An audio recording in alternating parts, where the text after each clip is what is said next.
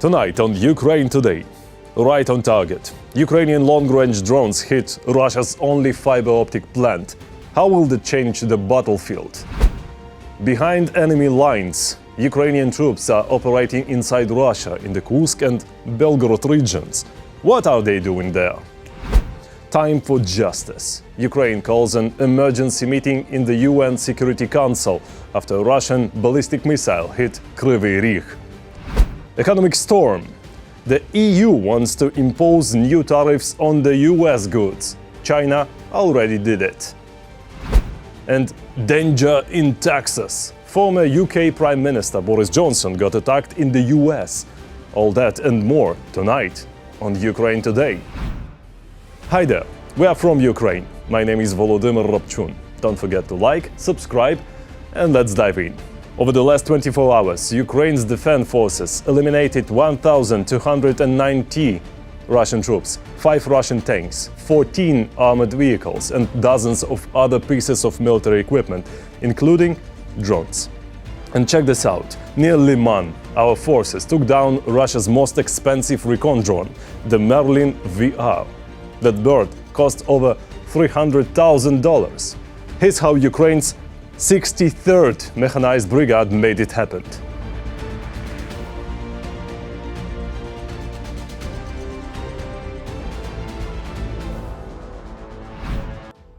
Ukraine troops are operating inside Russia in the border regions of Kursk and Belgorod. According to President Volodymyr Zelensky, these actions are helping to reduce pressure on other fronts, especially in Donetsk. Zelensky said this after receiving a detailed report from Ukraine's top commander, General Alexander Syrsky. The main mission? Destroy enemy equipment and break their logistics. Front, our presence in the Kursk region and our presence in the Belgorod region. We continue to conduct active operations in the border areas on the territory of Vora, and it is absolutely fair. The war must return to where it came from. The main goal, as before, is to protect our land as much as possible, to protect our communities in Sumy and Kharkiv regions from Russian occupiers. Ukrainian long-range drones hit 2 key Russian targets: the only fiber optic plant in Russia, a factory producing explosives. Russia's advance has slowed down by 3 to 5 times, just like that. Meanwhile, in UK waters, British officials discovered Russian spy sensors, yes, in the water. And the Daily Mail reports that citizens are being told to prep 72 hours survival kits in case of Russian sabotage. So yeah, it's getting more and more serious. Full story in our report. Drones attacked the only fiber optic plant in Russia. 9th. Right here. Residents of Saransk heard explosions and observed a large fire. The Enterprise Optical Fiber Systems was hit, the first and only one in Russia producing fiber optic cables for controlling UAVs at the front. The first wave of strikes targeted the production workshops of this enterprise where the fiber optics are manufactured. The attack by the Russian side has already led to the halt of the production process. The Russian side acknowledges the effectiveness of the Ukrainian UAV strike and the complete helplessness of the Russian air defense system. The emphasis is on the distance that the Ukrainian FPV drones were able to cover without any issues, and a repeat strike was carried out using a light aircraft, which was modified as an attack drone.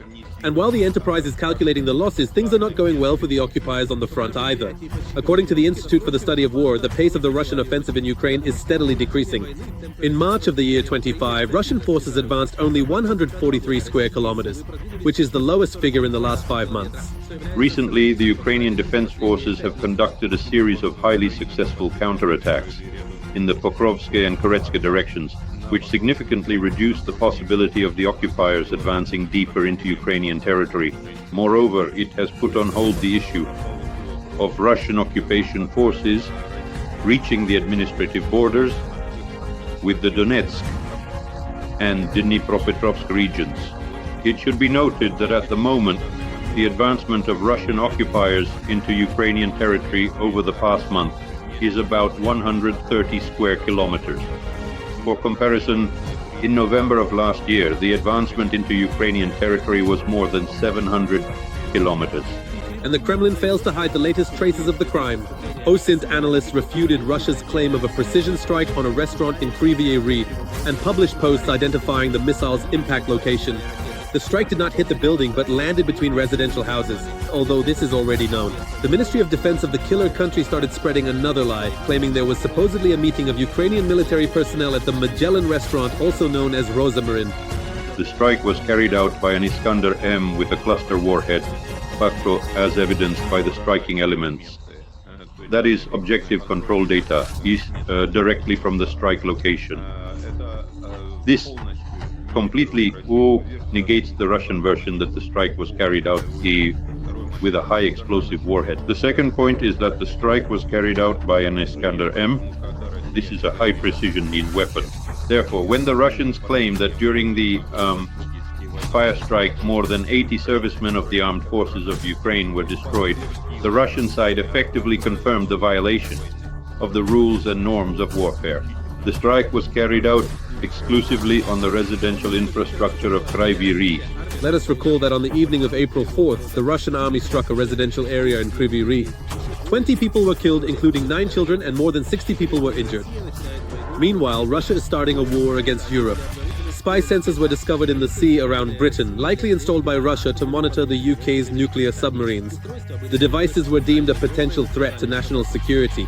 The Russian Federation is thus attempting to raise the stakes, specifically escalating tensions directly with the European countries of the NATO bloc. This concerns not only the spy sensors directly in the territorial waters of the UK, but also it should be noted that last December the Russian Federation conducted a series of sabotage actions, specifically in the Baltic Sea. To protect itself from such incidents, as of April 1st, the UK government has included Russia in the so-called enhanced level of the Foreign Influence Registration Scheme. Within 3 months, everyone acting in the country under the direction of the Russian authorities will have to declare this. Otherwise, they will face imprisonment. In recent years, on the Foggy Albion, the intelligence services of this country have recorded a record level of activity from the Russian Federation's intelligence services. This concerns both agent intelligence and technical intelligence. What was mentioned earlier refers to the capabilities of technical espionage and the direct activation of so-called sleeper agents within the country. Russia could also have organized sabotage in European countries by disguising explosives as packages with cosmetics and intimate goods, according to the Western press. Every voice matters. Join our community, support independent journalism and help us bring you the truth from Ukraine. Become a member of Ukraine Today. Join us now. Ukraine is fighting for freedom. Support Ukrainian journalists so we can keep showing the world what's really happening. Click the link in the description to become our sponsor. Together to victory. Ukraine has called for an emergency meeting in the UN Security Council and an urgent session at the OECD after a Russian ballistic missile struck Kryvyi Rih. Ukraine's Foreign Minister Andriy Sybiha says that the goal is to put Russia's war crimes in the global spotlight and push for peace and justice. Both meetings will help push forward peace efforts and accountability. Sybiha stressed that a strong international response to Russia's brutal crimes is absolutely critical. Even the US President Donald Trump commented on Russia's war crime during his meeting with Israeli Prime Minister Benjamin Netanyahu. And I'm not happy about what's going on with the bombing, because they're bombing like crazy right now. They're bombing. I don't know what's happening there. That's not a good situation. So we're meeting with Russia, we're meeting with Ukraine, and we're getting sort of close, but I'm not happy with all the bombing that's going on the last week or so. Horrible. It's a horrible thing. The EU is planning to slap a 25% tariff on certain US goods in response to Trump's own tariffs. According to Bloomberg, the decision might be finalized by the end of this week and take effect on April 15. Still, EU leaders say they are open to negotiations. Here's what President of the European Commission, Ursula von der Leyen, had to say. We stand ready to negotiate with the United States.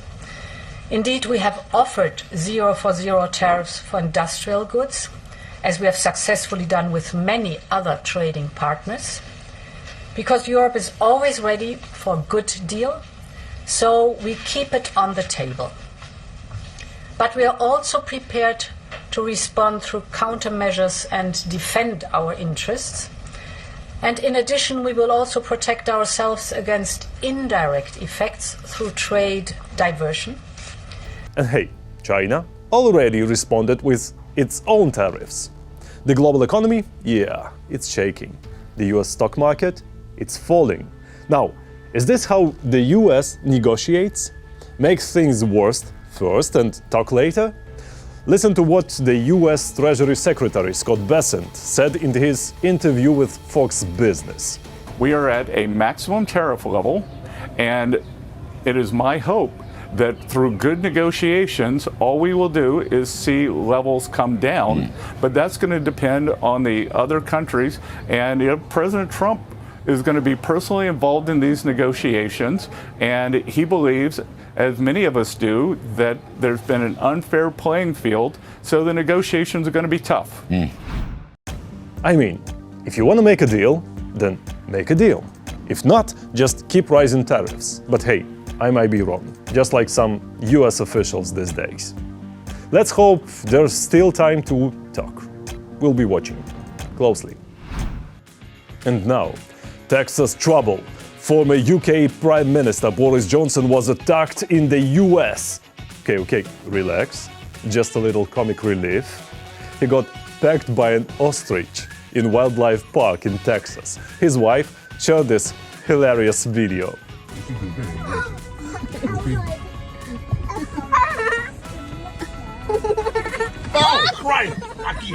Bloody hell. Isn't that just a perfect reflection of what's going on in the world right now?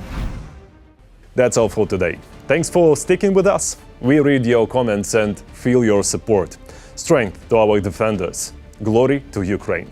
Don't forget to like, subscribe, and we will see you soon.